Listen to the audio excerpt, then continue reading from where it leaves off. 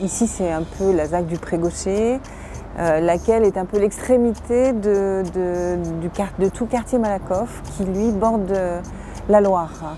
Donc notre opération vient s'insérer en bordure ouest un peu de ce quartier, proche de la ville et du centre-ville, et vient en articulation entre la gare sud, l'île de Nantes et ce quartier Malakoff. La proximité de la gare est une qualité et en même temps on pourrait penser que c'est un défaut, notamment du point de vue acoustique, l'arrivée et le flux incessant des trains, mais c'est également un point fort, d'abord parce qu'on est tout près de la gare et puis il y a ce grand projet de reconstruction de la gare sud qui va être faite par Rudy Ricciotti. Donc ça va être un point d'attractivité important et sans doute, je pense, agréable de vivre dans ce quartier, beaucoup plus vivant qu'il n'a jamais pu être. C'est un programme de logements sociaux qui comporte 56 logements sur un rez-de-chaussée le long de la rue Marcel Paul qui conduit à la gare. Donc c'était vraiment le lieu où on traite de la limite avec l'espace public et donc sur ces rez-de-chaussée-là, l'installation de locaux d'activité. Ce programme est installé, on va dire, sur 2 bâtiments principaux et la parcelle est traversée par l'espace de jardin, l'espace à partager entre les habitants sur lequel nous nous trouvons. Alors il y a un travail sur les hauteurs qui est la conséquence ou qui est issu de l'attention portée à l'orientation de la parcelle. C'est une parcelle qui est orientée nord-sud, donc on a vraiment cherché à faire pénétrer la lumière et le soleil en cœur d'îlot au maximum.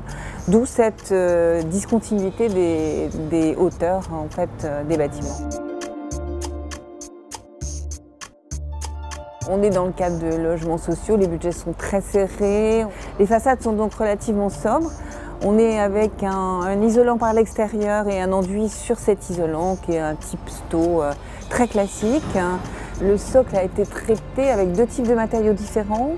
Du bois pour une part qui vient traiter de la continuité avec les clôtures, puisqu'on voit de part et d'autre les clôtures du site.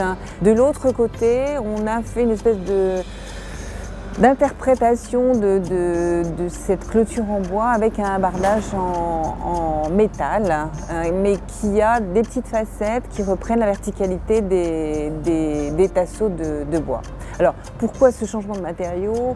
Le bâtiment étant très haut, relativement haut pour un bâtiment d'habitation, les règlements de sécurité incendie interdisent aujourd'hui de positionner du bois en façade sur des bâtiments de cette hauteur-là. On a créé, en travaillant sur un prototype, la mise en œuvre de rideaux qui ont plusieurs fonctions. La première et la plus évidente, c'est l'intimité pour protéger les habitants des vis-à-vis d'un immeuble à l'autre.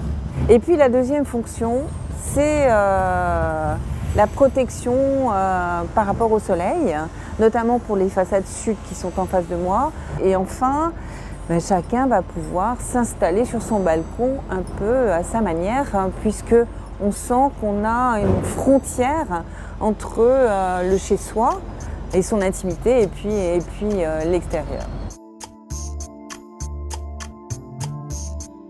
Tous les appartements sont tous traités en double orientation. On a été très attentif sur le fait que les séjours ne soient jamais au nord.